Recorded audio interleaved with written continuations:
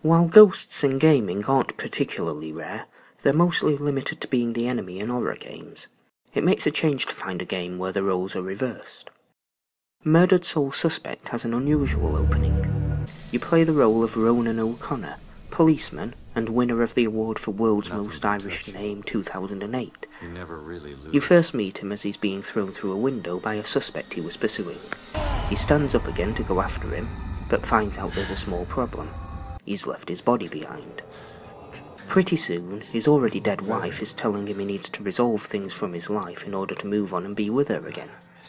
Cue supernatural murder mystery.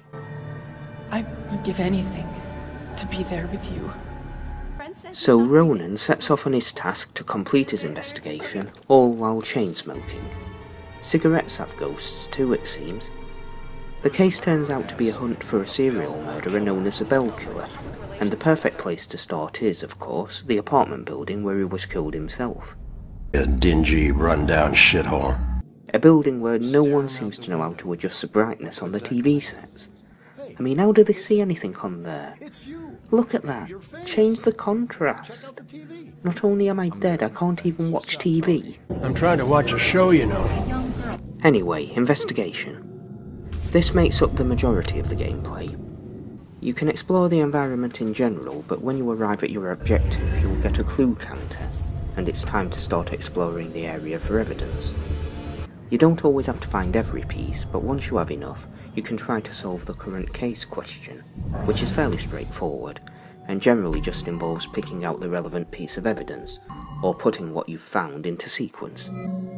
There's no way to really fail the investigations, so they're more a way of telling the story interactively than a challenge. If you select the wrong option, it will simply tell you to try again and reduce the rating you get for that investigation. But these ratings don't actually do anything, so it doesn't really matter. Naturally, or maybe unnaturally, the thing that makes a game unusual is the fact that you're playing as a ghost. This means that in general you don't have to worry about walls when you're exploring, or about people seeing you in places which otherwise would be stealth levels in most other games. It's also a sneaky way of not having to worry about clipping issues. The boundaries are strange though. When you're in town, you can't pass through walls into buildings, and can only go in through doorways once they're open. There are also various ghostly walls that you can't pass at all. There's some basic justification for it given. We can't enter the buildings the people of Salem have consecrated, save through an opening. An open door, or a window. It's not entirely convincing though, but it's admittedly necessary. Without boundaries of some sort, it would mean modelling the interiors of every single house in the city, which would become unwieldy both to create and to play. Being a ghost allows you certain other abilities too. You can possess people and listen to their thoughts, though they apparently only ever have 2 thoughts in their head, which then repeat if you try again, making their heads even emptier than mine. Whose idea was this? This is not going to end well. You can also influence their thoughts slightly by using clues you've found to make them think about specific things, in order to find out further information. You can't actually use your possession to take control of people though. On the other hand, you can take control of cats. This is what's been missing from every other game, the ability to play as a possessed cat. 5 stars.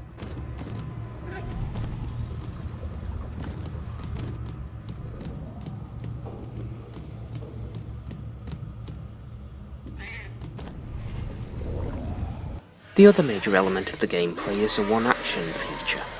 Being a ghost isn't completely safe, and there are demons in some locations that will try to hunt you down and suck your soul. Again, there's very little challenge here. As long as you stay out of their line of sight, they won't attack. Get behind them and you can hit a key to attack them, and then the game will give you a key combination that will then destroy them. Get spotted by the demons or get the key combination wrong when attacking them, and they'll come after you.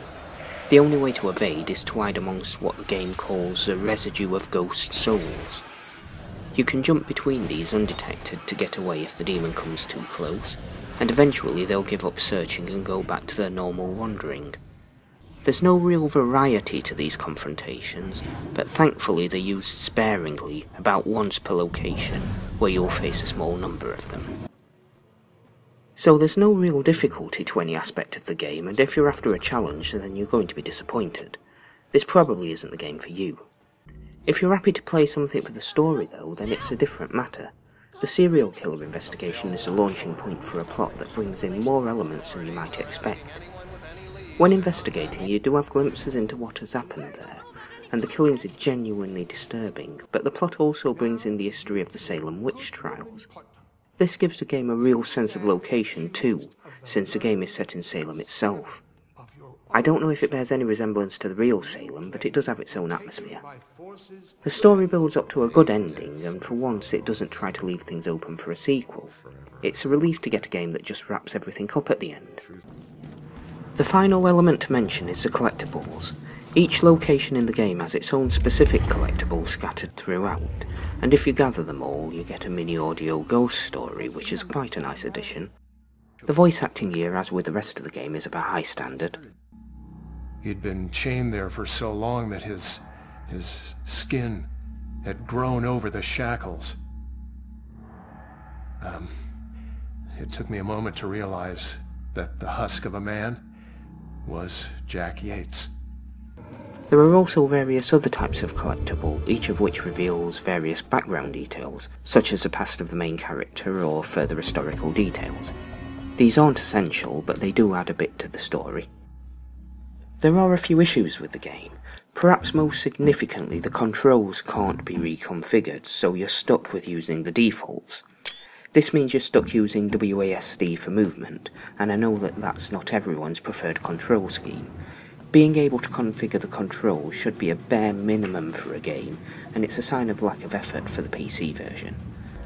In terms of the collectibles, there's a point where if you leave a certain location and you haven't already found everything there, then you've no way of going back, and combined with the game's save system, this can cause problems if you're trying to collect absolutely everything. The game does save automatically every time you achieve something, but there's only a single save slot with no way to go back to an earlier location, so if you've missed something it's gone for good unless you want to start the old game again. Incidentally, while we're in the police station here, is it any wonder that a ghost needed to solve this crime when the police had just sat around playing Deus Ex all day? Hang on a minute. No, I wanted orange. It gave me lemon lime. Another mystery solved.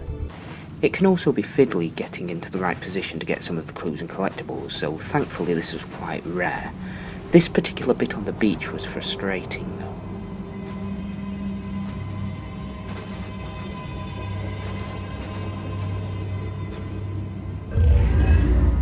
There's a note.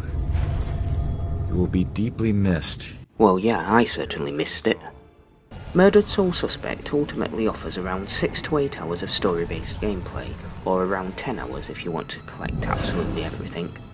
It's not going to go down as one of the all-time great games. The gameplay elements are simplistic, and despite the unusual premise, it doesn't really do anything new with it. But it is an entertaining interactive story that's well-paced and enjoyable throughout. As long as you know what you're getting into and go into it in good spirits, this is well worth playing.